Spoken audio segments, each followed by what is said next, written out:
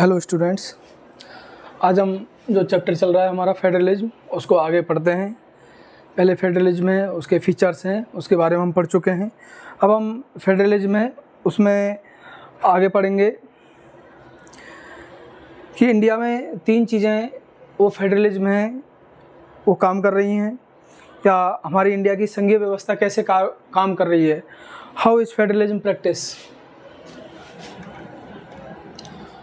How is federalism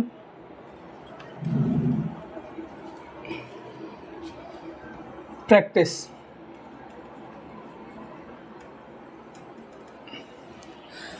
Bharat में संघीय व्यवस्था किस तरह से कार्य कर रही है, कैसे कार्य कर रही है, कहाँ, भारत में। तो भारत है उसके बारे में हम पढ़ रहे हैं। इसमें टॉपिक के अंदर हम तीन चीज़ें हैं उनके बारे में पढ़ेंगे। फर्स्ट है हमारी लैंग्वेज पॉलिसी, भाषा नीति। दूसरा पढ़ेंगे हम इसमें, फर्स्ट हो गया लैंग्वेज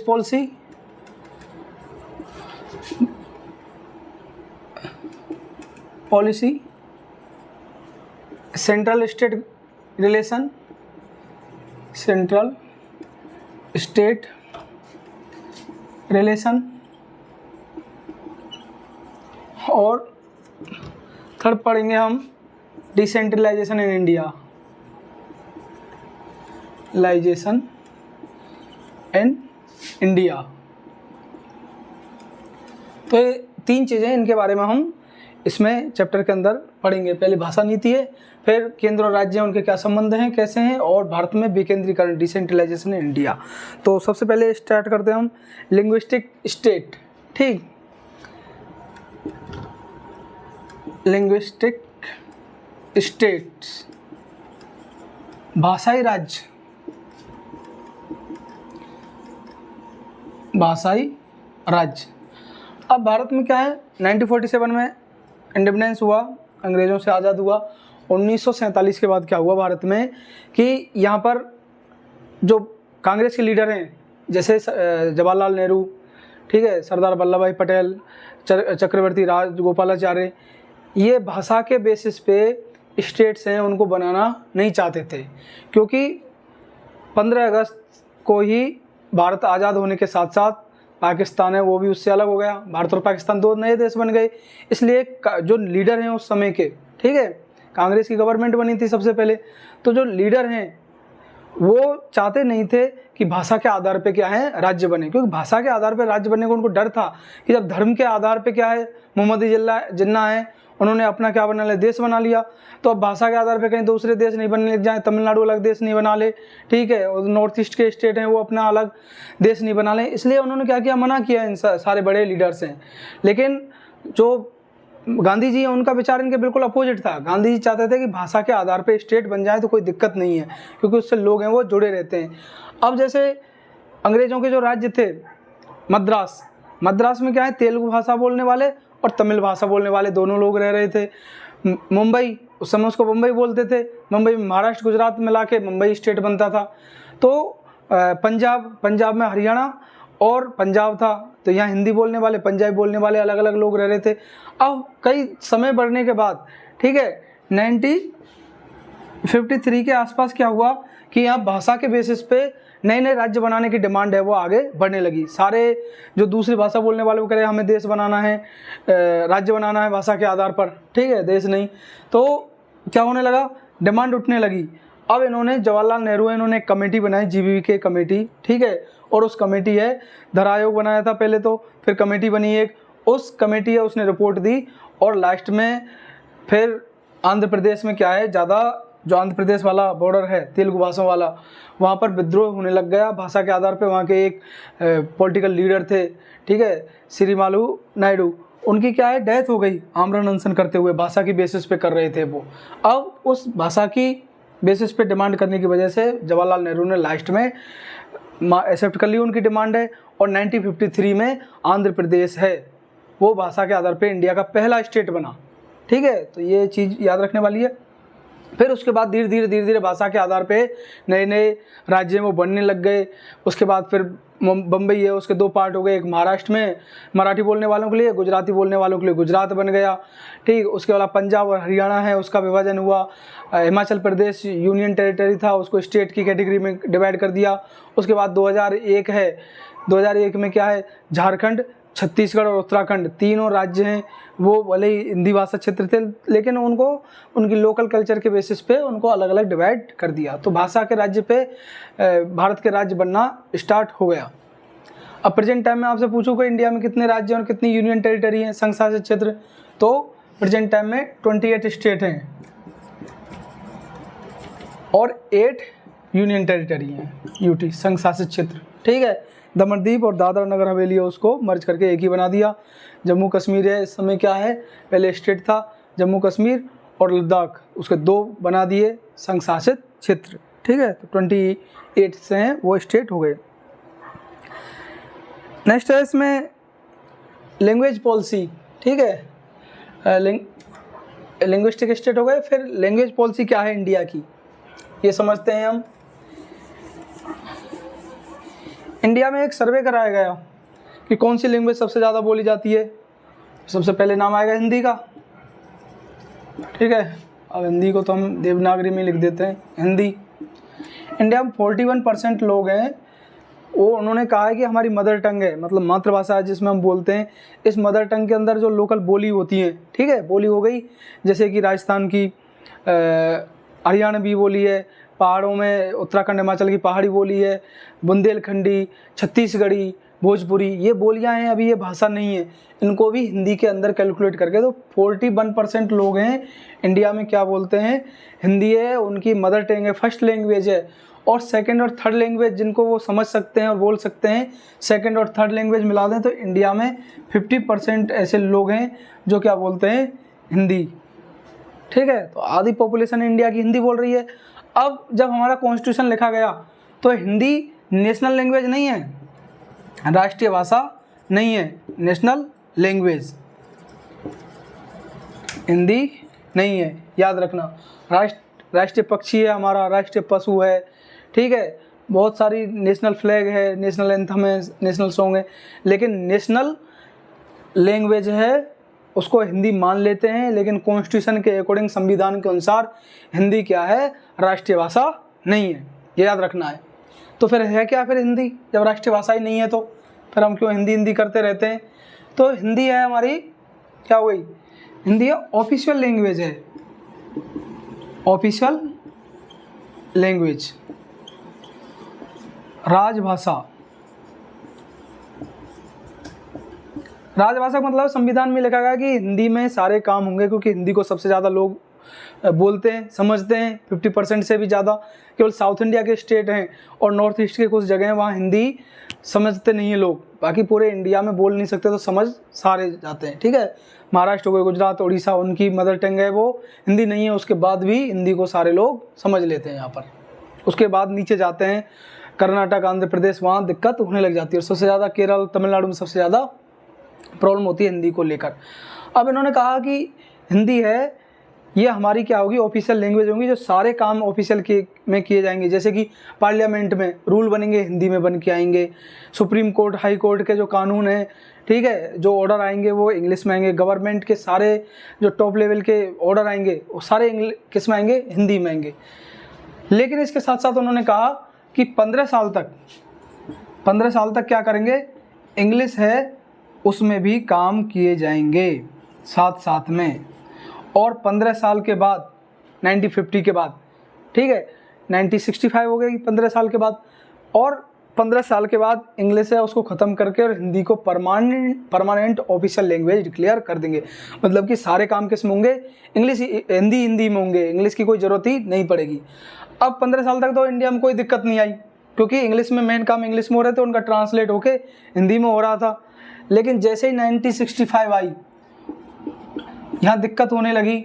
अब साउथ इंडिया के स्टेट उन्होंने विरोध करना स्टार्ट कर दिया कि हमें हिंदी सीखनी नहीं है, क्योंकि उनको हिंदी सीखने में इतनी प्रॉब्लम आती है जितनी कि हमें तमिल लैंग्वेज सीखने में आती है, ठीक है। आपसे कोई कह दे हिंदी लैंग्वेज बोलने वालों से कि तमिल सीखो, कितनी प्रॉब्लम आएगी, कोई कहते केरला की जो मलयालम है उसको सीखो, बोल ही नहीं पाएंगे, बोलना तो बहुत दूर की बात है, समझ ही नहीं पाते हैं उन लैंग्वेज को, ठीक है। तो तमिलनाडु है, तमिलनाडु में बहुत ज़्यादा विरोध हुआ है इसका लैंग्वेज का, और जहाँ भी कभी भी हिंदी को इंडिया में प्रेफरेंस करने की बात होती है कि इसको हिंदी को थोड़ा आगे बढ़ा देते हैं, तो तमिलनाडु स्टेट है ना वो सबसे ज़्यादा विरोध करता है इसका, ठीक है। एक तो श्रीलंका से परेशान है, उनके जो मछुआरे हैं उनको पकड़ के ले जाते हैं वो, और एक हिंदी लैंग्वेज है, ये दो बहुत बड़ी उनके लिए प्रॉब्लम होती है तमिलनाडु स्टेट के लिए, ठीक। अब यहाँ 1965 में विरोध होने लग गया, आंदोलन होने लगे, ठीक है, वायलेंस होने लगी। अब लीडर हैं उन्होंने क्या किया, वो बैकफुट पे आ गए, क्योंकि उससे पहले उन्होंने श्रीलंका का जो एग्जाम्पल है उससे सबक ले ली। श्रीलंका में क्या देखा था हमने पावर शेयरिंग वाले चैप्टर में, कि वहाँ पर जो सिंगाला लैंग्वेज है उसको ऑफिशियल लैंग्वेज है वो क्या है डिक्लेयर कर दिया, तमिल है उसको बिल्कुल रिप्लेस कर दिया, उसकी सेकंड लैंग्वेज के रूप में भी नहीं रखा। तो यहाँ पर तमिल लैंग्वेज है, तमिलनाडु है या साउथ इंडिया के स्टेट हैं, उनकी बात को मानते हुए, और ये 15 साल का नियम था, इसको आगे बढ़ाते रहे, ठीक है। और ये कहा गया है कि जब तक एक्सेप्ट नहीं कर लेते हैं सारे स्टेट, तब तक इंग्लिश है वो ही क्या है ऑफिशियल काम उसमें किए जाएंगे।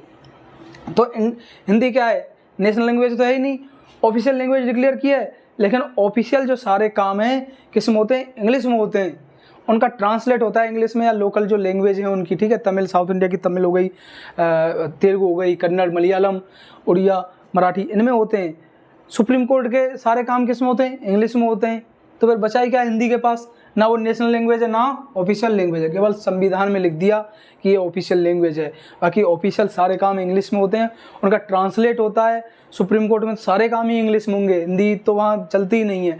हाई कोर्ट हैं जो नॉर्थ इंडिया के स्टेट्स हैं जिनमें हाई कोर्ट है, वहाँ पर गवर्नमेंट स्टेट असेंबली है वो एक एक्ट है वो पास करवाती है विधेयक, और फिर प्रेसिडेंट है वो मंजूरी देता है कि ये काम हिंदी में कर सकते हो। तो वहाँ की जो विधानसभा होती हैं वो अपने काम है या ऑर्डर बनाती हैं वो हिंदी में बना सकते हैं, लेकिन साथ साथ उनको इंग्लिश में भी ट्रांसलेट करना पड़ता है, ठीक है। साउथ इंडिया में इंग्लिश में चलते हैं और फिर ट्रांसलेट होकर उनकी जो लोकल लैंग्वेज है उसमें ट्रांसलेट हो। तो हिंदी हमारी ना तो नेशनल लैंग्वेज तो है ही नहीं, ऑफिशियल लैंग्वेज है, उसको कॉन्स्टिट्यूशन में लिखा गया है कि हिंदी है हमारी राजभाषा होगी, लेकिन सारे काम किस में हो रहे हैं, इंग्लिश में हो रहे हैं। इंग्लिश इंडिया में मदर टंग कितने लोगों ने बोली है, केवल 21% लोगों ने कहा है कि ये हमारी मदर टंग है, 0.21, और इंडिया के में सारे काम इंग्लिश में हो रहे हैं, ठीक है। इंग्लिश डोमिनेट लैंग्वेज हो गई है, इंग्लिश मीडियम में बच्चे ज़्यादा पढ़ते हैं, पेरेंट्स हैं प्रेफर करते हैं कि स्टूडेंट्स हैं वो इंग्लिश मीडियम स्कूल में पढ़ें। कोई भी एग्ज़ाम है, यूपीएससी सबसे बड़ा इंडिया का एग्ज़ाम, इंग्लिश मीडियम वाले हैं वो आगे जाते हैं। इस बार 2023 के जो एग्ज़ाम हुए हैं उसमें 900 के आसपास सीट है, उनमें से कम 50+ पहली बार काफ़ी सालों के बाद, 7-8 साल के बाद इतने हिंदी मीडियम के बच्चे हैं वो आगे आए हैं। बाकी हिंदी है उसका क्या है इम्पोर्टेंस धीरे धीरे कम होता जा रहा है, ठीक है। मोबाइल में देख लो आप, सोशल मीडिया में देख लो, इंग्लिश में सारे काम चल रहे हैं आजकल, लेकिन बोलने वाले कितने, केवल 0.21 जिनकी मदर टंग है। और जो इंग्लिश सेकंड या थर्ड हैं जो बोल और समझ लेते हैं वो है इंडिया में 11%। अब कहाँ है इंडिया हिंदी 41%, कहाँ 11, लेकिन फिर भी इसके बावजूद भी इतनी ज़्यादा क्या है ये डोमिनेट हो रखी है इंग्लिश। फिर एक सर्वे किया गया, उसमें लैंग्वेज है उनके बारे में बताया गया कौन सी लैंग्वेज कौन सी बोलती है, तो हिंदी है, उसके बाद फिर बंगला सेकंड इंडिया में बोलने वाली क्या है भाषा है, ठीक। तो ये इंडिया की जो लैंग्वेज पॉलिसी है, भाषा की नीति है। तो भारत ने क्या है बेल्जियम में तो समझौता कर लिया उन्होंने, लेकिन जो श्रीलंका का एग्जाम्पल है उसको स्टडी की उसकी, और स्टडी करके उन्होंने निष्कर्ष निकाला कि हमें श्रीलंका नहीं बनाना है इंडिया को, ठीक है, कि वहाँ आपस में लड़ने लग जाएं। अब हिंदी को डोमिनेट कर देते श्रीलंका की तरह, सिंगाली लैंग्वेज की उन्होंने उस तरह, तो इंडिया में क्या होता, साउथ इंडिया वाले एक इकट्ठे हो जाते, नॉर्थ इंडिया के इकट्ठे, हिंदी वाले जो 8-9 स्टेट्स हैं वो सारे इकट्ठे हो जाए, आपस में लड़ाई होती, फिर वो श्रीलंका जैसी हालत हो जाती सेपरेशन की। पहले ही 1947 में पाकिस्तान अलग हो गया, अब भाषा के आधार पर इंडिया के 2 टुकड़े हो जाते हैं, एक नॉर्थ इंडिया एक साउथ इंडिया। इसलिए जो सेंट्रल गवर्नमेंट के उस समय के प्रधानमंत्री मिनिस्टर हैं उन्होंने सोच समझ के डिसीजन लिया, और हिंदी है उसको इतनी ज़बरदस्ती आगे उन पे साउथ इंडिया पे थोपा नहीं गया। तो ये पॉलिसी है इसलिए चल रही है। इसलिए इंग्लिश डोमिनेट हो गई इंडिया में। यदि साउथ इंडिया के विरोध नहीं करते तो इंग्लिश है वो धीरे धीरे इंडिया से रिप्लेस हो जाती। चाइना है, ठीक है, इंग्लिश इतनी ज़्यादा वहाँ बोली नहीं जाती, सारे काम वो अपनी जो चाइनीज़ लैंग्वेज है उसमें करते हैं। जापान है उसमें भी यही है, लेकिन इंडिया में क्या है, इंग्लिश है वो बहुत ज़्यादा डोमिनेट, आने वाले समय में और ज़्यादा है इसको डोमिनेट हो जाएगी इंग्लिश। नेक्स्ट टॉपिक है सेंटर स्टेट रिलेशन, केंद्र, हाँ लैंग्वेज पॉलिसी में एक चीज़ और रह गई। 22 शुरू में सर्वे किया गया तो लोगों ने कहा कि हमें 1400 लैंग्वेज हैं, भाषा हैं, वो हमारी मदर टंग है। फिर कम होते होते उन्होंने ऑफिशियल 114 के आसपास आ गए और लास्ट में इतनी लैंग्वेज है इंडिया में, और लास्ट में 22 शेड्यूल लैंग्वेज हैं। शेड्यूल लैंग्वेज क्या है ये देख लो एक बार, शेड्यूल लैंग्वेज अनुसूचित भाषाएं, अनुसूचित भाषाएं 22 जिनमें इंग्लिश नहीं है, ठीक है। अब देखो इंग्लिश का कोई रोल नहीं है, उसके बावजूद भी इंडिया में इंग्लिश इतनी ज़्यादा डोमिनेट हो रखी है। अब 22 भाषाएं, उसमें साउथ इंडिया की लैंग्वेज हैं, मराठी, ठीक है, गुजराती, उड़िया, डोगरी, कोंकणी, महाराष्ट्र गोवा में बोली जाती है, ठीक है, और भी बहुत सारी लैंग्वेज हैं। तो हिंदी भी है, 20 बंगाली हो गई, असमीज, इन सभी को, नेपाली, मणिपुरी, ये सभी इस तरह की कितनी है 22 अनुसूचित भाषाएं। ये अनुसूचित भाषाएं होने का क्या मतलब है, अनुसूचित भाषा होने का मतलब ये है कि कोई भी सेंट्रल गवर्नमेंट के एग्जाम होते हैं उसमें यदि आपको पास चॉइस है, आप इंग्लिश है या हिंदी, ठीक है, और इन 22 भाषाओं में भी किसी भी एक लैंग्वेज में मीडियम चूज करके आप कोई भी एग्ज़ाम दे सकते हैं, और सेंट्रल गवर्नमेंट या स्टेट गवर्नमेंट इनको प्रेफर करने का क्या है, चांस भी देती है, ठीक। तो ये अनुसूचित भाषा शेड्यूल लैंग्वेज होने के ये फ़ायदे हैं। अब यूपीएससी के एग्जाम है, इनमें से 22 में मीडियम कोई सा भी ले सकते हो, लेकिन ज़्यादातर क्या है इंग्लिश या हिंदी लेते हैं क्योंकि मटेरियल ही अवेलेबल नहीं है। अब किसी ने ले ली मणिपुर लैंग्वेज, मणिपुर लैंग्वेज ले ली, देंगे कैसे एग्ज़ाम, तो ये बहुत बड़ी क्या है, समस्या है। तो ये हो गई लैंग्वेज पॉलिसी। नेक्स्ट है केंद्र राज्य संबंध, केंद्र और राज्य के संबंध, सेंट्रल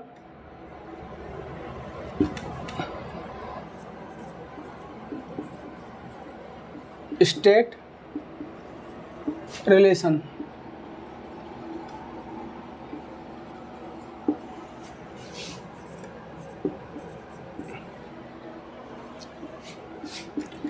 केंद्र राज्य संबंध। केंद्र राज्य संबंध में देखेंगे हम किस तरह से संघवाद है, फेडरलिज्म इंडिया में किस तरह से काम किया। तो एक तो लैंग्वेज पॉलिसी देख ली कि हमने श्रीलंका नहीं बने, और हमने श्रीलंका में क्या है, फेडरलिज्म है ही नहीं, ठीक। एक मिनट,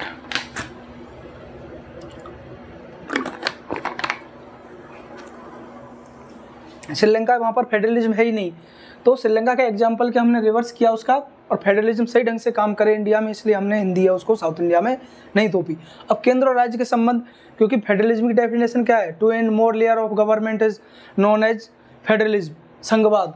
अब केंद्र और राज्य संबंध है, इंडिया में मल्टी पार्टी सिस्टम है, ठीक है, एक से ज़्यादा पार्टी हैं। अब क्या होगा कि 1960 तक आते आते इंडिया में एक ही पार्टी की शासन रही, वहाँ सेंट्रल गवर्नमेंट में भी वही पार्टी रही, स्टेट गवर्नमेंट में भी ज़्यादातर वही पार्टी रही। लेकिन 1960 के बाद जो कई ऐसे इलेक्शन हुए, उनमें स्टेट्स में जो सेंट्रल गवर्नमेंट में पार्टी थी, ठीक है, सेंट्रल गवर्नमेंट कांग्रेस ही थी उस समय, तो स्टेट्स में वो हारना स्टार्ट कर दिया उसने। जैसे तमिलनाडु है, वहाँ हार गई कई जगह, तमिलनाडु में तो शुरू में ही नहीं जीत पाई, जब आज़ादी के बाद पहली बार इलेक्शन हुए वहाँ जस्टिस पार्टी थी, उसने सरकार बनाई, ऐसे हारने लग गए। अब वहाँ केंद्र और राज्य में दिक्कत होने लग गई, ठीक है, कोई स्कीम है, वो स्टेट को पैसे जाने वाले थे वो रोक दिए, तो उन्होंने खींचतान होने लग गई। तब तो पहले तो एक ही पार्टी के थे, कोई दिक्कत नहीं थी, वही सेंट्रल गवर्नमेंट है उनको अपॉइंट करती थी, वही पार्टी के हेड होते थे, वही मुख्यमंत्री हैं, वो डिसाइड कर देते कि इस स्टेट का ये मुख्यमंत्री बनेगा, यहाँ का ये बनेगा, कोई दिक्कत ही नहीं थी। लेकिन जब अलग अलग पार्टी के सीएम बनने लगे स्टेट्स में और सेंट्रल गवर्नमेंट में दूसरी पार्टी, तो खींचतान होने लगी, फेडरलिज्म में वो डिस्टर्ब होने लग गया। अब क्या करने लगे, सेंट्रल गवर्नमेंट में जिसकी पावर थी वो स्टेट गवर्नमेंट है उसको डिसमिस कर देते थे, ठीक है, उनकी जो सरकार थी स्टेट गवर्नमेंट की, मुख्यमंत्री उनको बर्दाश्त कर दिया कोई भी लगा के, ठीक है, इमरजेंसी लगा दी कि स्टेट गवर्नमेंट है वो सही ढंग से काम नहीं कर रही है, और ये फिर माल प्रैक्टिस होने लगी, ठीक है, दुष्प्रयोग होने लगे संविधान का। धीरे धीरे कॉन्स्टिट्यूशन है उसके प्रोटेक्ट करने की रिस्पॉन्सिबिलिटी सुप्रीम कोर्ट की। सुप्रीम कोर्ट ने देखा कई बार कि ये तो राजनीतिक पार्टियां अपना बदला निकालने के लिए एक दूसरे पे काम कर रही हैं। अब सुप्रीम कोर्ट बीच में आ गया, ठीक है, पार्टी के नेता हैं वो तो आपस में लड़ते रहेंगे, सुप्रीम कोर्ट आ गया। सुप्रीम कोर्ट ने एक एक डिसीजन दिया, उसके अकॉर्डिंग सेंट्रल गवर्नमेंट है बेवजह, ठीक है, बिना किसी ठोस रीजन के, कोई पुख्ता सबूत नहीं हो, स्टेट गवर्नमेंट है उसको डिसमिस नहीं कर सकती। किसने दिया ये ऑर्डर? सुप्रीम कोर्ट, ठीक है, सुप्रीम का मतलब ही होता है सुप्रीम, सबसे ऊपर, सुप्रीम कोर्ट। उसने ऑर्डर दिया सुप्रीम कोर्ट ने कि ये स्टेट गवर्नमेंट है, इनको सेंट्रल गवर्नमेंट डिसमिस नहीं करेगी। डिसमिस मतलब बर्खास्त, ठीक है, बर्खास्त, डिसमिस, सस्पेंड नहीं कर पाएगी। ये दो सुप्रीम कोर्ट का बहुत बेहतरीन डिसीजन था। उसके अकॉर्डिंग फिर फेडरलिज्म में दोबारा से काम करने लग गया, क्योंकि सिस्टम है जो बेसिक स्ट्रक्चर है कॉन्स्टिट्यूशन की, उसको प्रोटेक्ट करने की जिसके पास रिस्पॉन्सिबिलिटी है वो है सुप्रीम कोर्ट। पार्टी, प्रधानमंत्री कौन होता है? पार्टी का नेता होता है, ठीक है, और मुख्यमंत्री भी पार्टी का नेता होता है।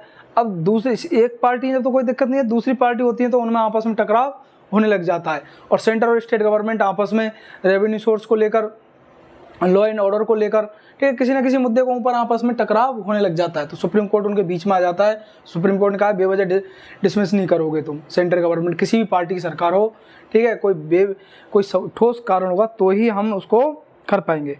तो ये इंडिया की सेंट्रल स्टेट पॉलिसी रही। देन उसके बाद 1990 के बाद क्या हुआ? 1990 तक तो एक ही पार्टी मेजॉरिटी में रही, ठीक है, मतलब एक पार्टी का ही शासन रहा सेंट्रल गवर्नमेंट में। लेकिन 1990 के बाद कोलिशन गवर्नमेंट बनने लग गई, गठबंधन सरकार, कोलिशन गवर्नमेंट, गठबंधन सरकार। गठबंधन मतलब अकेली तो पार्टी है, चुनाव जीत नहीं रही थी। अब क्या होने लग गए? मिलके सरकार बनाने लग गए, और मिलके सरकार बनाने लगे तो ये गठबंधन सरकार बनी। अब क्योंकि एक अकेली पार्टी है वो सरकार नहीं बना रही थी, इसलिए जो छोटे राज्य हैं या छोटी पार्टी है उनका इम्पोर्टेंस बढ़ गया, ठीक है। अब जैसे तमिल साउथ इंडिया की पार्टी हैं वो DMK, AIDMK, केरल की पार्टी हैं, और भी छोटे छोटे स्टेट्स हैं उनकी पार्टी हैं, उनका वजूद बढ़ने लग गया। जिनके पास 2-2 MP होते हैं वो अपनी बातें मनाने लग गए, नहीं मानेंगे तो सरकार से वापस हो जाते। सरकार से वापस हो जाएंगे क्या होगा? सरकार गिर जाएगी। अब सरकार गिर जाएगी तो प्रधानमंत्री उनको पकड़ पकड़ के रखता था अपने पास, ठीक है, कि आ जाओ, क्या चाहिए तुम्हें, इतने पैसे चाहिए हमारे स्टेट के डेवलपमेंट के लिए। अब स्टेट का डेवलपमेंट तो हुआ नहीं, खुद का डेवलपमेंट करने लग जाते थे वो, ठीक है। अब खुद के, पहले तो 1990 से पहले तो एक पार्टी की सरकार थी इंडिया में, तो सुनते नहीं थे वो किसी के, ठीक है, वो अकेले के दम पे सरकार बना लेते थे। अब लेकिन 1990 के बाद इंडिया में ऐसा सिचुएशन ही नहीं रही। लोग हैं अलग अलग छोटी छोटी पार्टियों को वोट देने लग गए। अब मिलके सरकार बनी, और मिलके सरकार बनने लगी तो वहाँ छोटी छोटी पार्टी हैं या स्टेट्स हैं, उनके लोकल इशू हैं, उन पर ज़्यादा फोकस किया जाने लगा। यदि नहीं सुन रहे उनकी बात तो वो अपने MP को ले लेके वापस चले जा रहे थे। तो फेडरलिज्म में वो पहले एक एकात्मक था, यूनिटरी, और अब अलग अलग तरह से काम करने लग गया। कहाँ पर? इंडिया में। लेकिन पिछले जो इलेक्शन है 2014 और 19 में हुए, उसमें फिर दोबारा से एक पार्टी है वही एक क्या बना ली, सरकार बनाने की पोजीशन में आ गई। ऐसे इलेक्शन है उन्होंने कोलिशन बना के लड़े थे, गठबंधन बना के, लेकिन खुद एक अकेली पार्टी को इतनी ज़्यादा सीट मिल गई कि वो अकेले के दम पे सरकार बना सके। तो कम से कम 20 साल के बाद, 20-25 साल के बाद ये ऐसी सिचुएशन बनने लगी कि इंडिया में एक पार्टी है और क्लियर मेजॉरिटी, क्लियर मतलब स्पष्ट बहुमत, जो अकेले के दम पे सरकार बना सके। तो ये सिचुएशन है। नेक्स्ट, इंडिया में डिसेंट्रलाइजेशन इन इंडिया, भारत में विकेंद्रीकरण।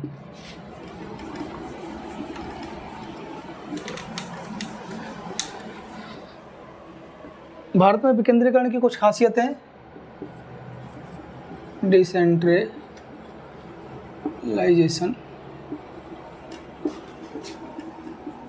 इन इंडिया।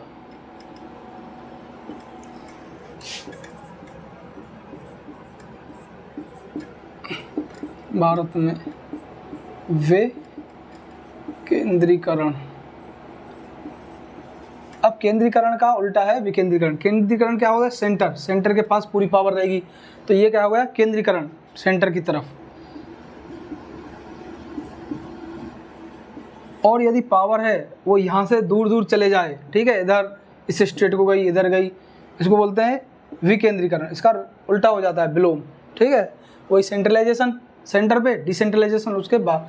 तो पावर एक आदमी के हाथ में ना होकर और नीचे लेवल तक दी जाए, उसको बोलते हैं डिसेंट्रलाइजेशन पावर। अब इसकी इंडिया में क्या है कि पहले लोकल गवर्नमेंट बॉडीज, 2 लेयर की गवर्नमेंट तो शुरू से ही रही है इंडिया में, स्टेट असेंबली और सेंट्रल गवर्नमेंट। लेकिन लोकल गवर्नमेंट है, ठीक है, स्थानीय शासन व्यवस्था, वो पहले कॉन्स्टिट्यूशन में लिखा गया, लेकिन कई राज्यों में इलेक्शन नहीं करा रहे थे वो, कई जगह सही ढंग से ग्राम सभाएं वो ऑर्गेनाइज नहीं की। अब इसके लिए गवर्नमेंट ने कानून बनाया और 1992 का एक फेमस कानून है। उस एक्ट के अनुसार अर्बन एरिया और रूरल एरिया, उनके लिए अलग अलग, अर्बन एरिया में क्या होती है? म्यूनसिपलिटीज़ होती हैं, और रूरल एरिया हैं वहाँ ग्राम पंचायत होती हैं, जिला परिषद होती हैं। उनके इलेक्शन कराना कंपलसरी कर दिया। उसके कुछ प्रोविज़न किए गए कि ये चीज़ें ये तुम्हें माननी पड़ेंगी, और उसके बाद फिर रेगुलर इलेक्शन इंडिया में हो रहे। तो क्या क्या फीचर्स हैं उसके? पहला इसमें किया गया, रेगुलर इलेक्शन होंगे, regular elections must be held.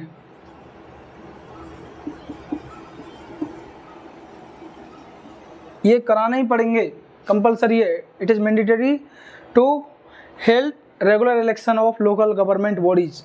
जो स्थानीय शासन सरकार हैं उनके चुनाव हैं, नियमित चुनाव हर 5 साल के बाद कराने ही पड़ेंगे। नियमित चुनाव कराने पड़ेंगे, उसके अलावा और कोई ऑप्शन है ही नहीं। रेगुलर इलेक्शन होने चाहिए, ये कंपलसरी कर दिया 90। उससे पहले कई स्टेट्स हैं वहाँ इलेक्शन होते नहीं थे, एक बार करा लिए, फिर 20 साल से इलेक्शन ही नहीं हुए वहाँ पर। लेकिन अब कंपलसरी कर दिया 1990, अर्बन एरिया और उसमें भी। सेकंड फीचर्स कानून क्या लाए गए इसके अंदर कि यार रिजर्वेशन कर दिया, कंपलसरी है reservation for schedule caste ST, schedule tribe ST, schedule caste SC and OBC other backward caste. ये कैटेगरी है सोसाइटी की, उसके अनुसार रिजर्वेशन कर दिया, आरक्षण। रिजर्वेशन क्या होता है? जैसे 100 सीटें हैं तो 100 सीटें उनमें से 50% रिजर्व की हो गई। तो एग्जाम्पल के लिए 8 सीटें हैं वो तो ST को चले गई, कंपलसरी नहीं है, एग्जाम्पल देके बता रहा हूँ मैं। SC को चले गई 16 सीट, SC को, OBC के पास चले गई 27, ठीक है, 21 से 27 के बीच में। बाकी बची हैं वो ओपन होती हैं। और ओपन में क्या है? ये भी कैंडिडेट हैं वो इलेक्शन लड़ सकते हैं, कंपलसरी कर दिया था ये। तीसरा नियम क्या लेके आए इसी एक्ट के अनुसार कि minimum 33% seats reserve for women.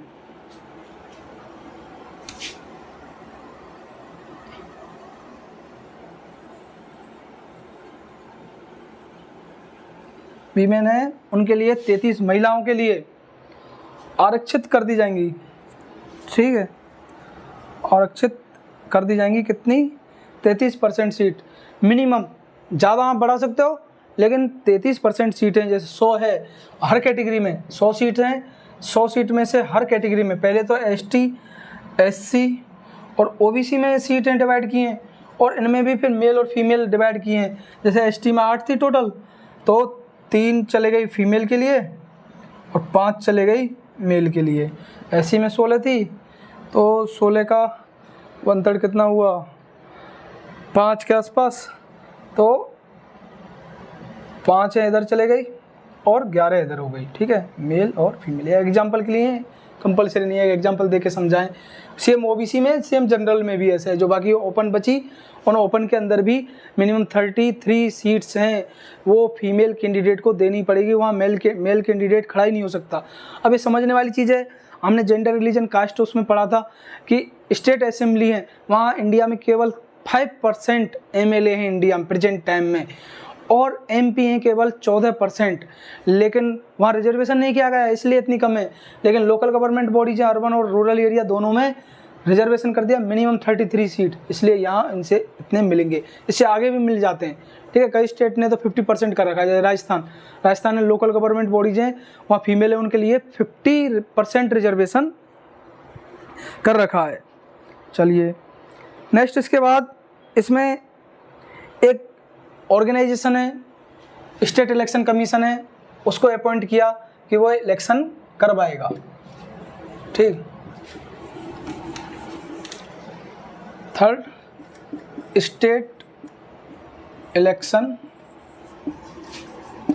Commission. State election मतलब राज्य निर्वाचन आयोग, राज्य निर्वाचन आयोग। अब ये राज्य निर्वाचन आयोग क्या करेगा? राज्य निर्वाचन आयोग चुनाव कराएगा किनके? लोकल गवर्नमेंट बॉडीज के। एक तो होता है सेंटर का, ठीक है, election commission of India ECI, वो इलेक्शन कराता है MP के, और छोटे लेवल पे स्टेट के इलेक्शन कराने काम लोकल गवर्नमेंट बॉडीज को state election commission of India her state के अलग अलग होते हैं, वो करवाने का काम करेंगे। ये भी कंपलसरी कर दिया है इसमें। अच्छा, फोर्थ था ये। फिफ्थ में हम देखते हैं कि स्टेट गवर्नमेंट है, उनके लिए कंपलसरी कर दिया कि वो जो रेवेन्यू के सोर्स हैं वो ट्रांसफ़र कर दें किनके लिए? लोकल गवर्नमेंट बॉडीज़ के लिए। अब उनके पास सरपंच हैं, उनके पास फंडिंग के लिए सड़क बनानी है, पैसे नहीं है, स्टेट गवर्नमेंट पैसे देगी नहीं, वहाँ किससे मिले? मंत्री हैं, वो मिलते नहीं इतनी ईजिली। मुख्यमंत्री से मिलना तो बहुत मुश्किल हो जाता है, प्रधानमंत्री तो और ऊपर लेयर की पोस्ट हो गई, ठीक है। अब उनके लिए क्या करें? एक संविधान जब कानून बनाया 1992 में, उसी में कह दिया कि स्टेट के पास कुछ चीज़ें हैं वो ट्रांसफ़र कर दे, किसके लिए? जो लोकल गवर्नमेंट बॉडीज़ हैं वो अपने पैसे कलेक्ट करने का, जैसे मेले होते हैं गाँव में, पैसे किसके पास जाएंगे? सरपंच हैं, ग्राम पंचायत उसके पास जाते हैं। अर्बन एरिया में देखे होंगे सड़कों के किनारे हाट, अर्बन हाट लगते हैं, मेले, दुकान लगती हैं किसी दिन, ठीक है, बुद्ध बाज़ार लगता है, मंगल बाज़ार लगता है, कई जो टाउन होते हैं, सिटीज़ होती है, उन दुकान वालों से जो टैक्स वसूलते हैं वो पैसे जाते हैं म्यूनसिपलिटीज़ में, ठीक है, म्यूनसिपल कॉरपोरेशन काउंसिल किसी के अंदर वो जाएंगे। और ये एक फंडिंग का तरीका है। गाँव में या जो टाउन है उनको आपस में रोड मिला रहे हैं, उनके पैसे हैं वो लोकल गवर्नमेंट बॉडीज़ के पास जाते हैं। नेशनल हाईवे और स्टेट हाईवे, ये ही इनके पैसे ही केवल स्टेट और सेंट्रल गवर्नमेंट के पास जाएंगे।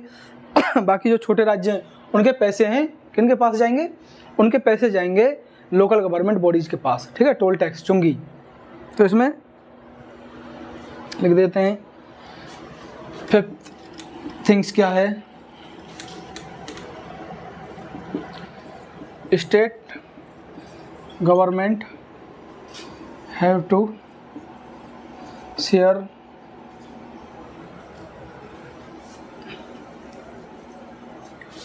source of revenue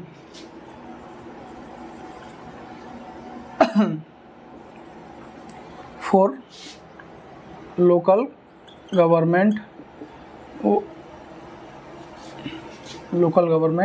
bodies, ठीक है। सोर्स ऑफ रेवेन्यू, राजस्व के स्रोत, राजस्व मतलब पैसा, राजस्व के स्रोत हैं किनको दे दिए जाएंगे? स्थानीय सरकार को।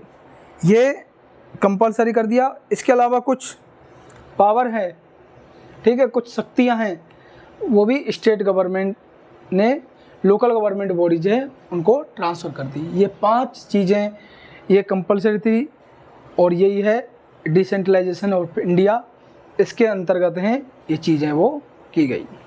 बाकी की चीज़ें वो नेक्स्ट क्लास है उसमें पढ़ेंगे। चलिए बच्चों।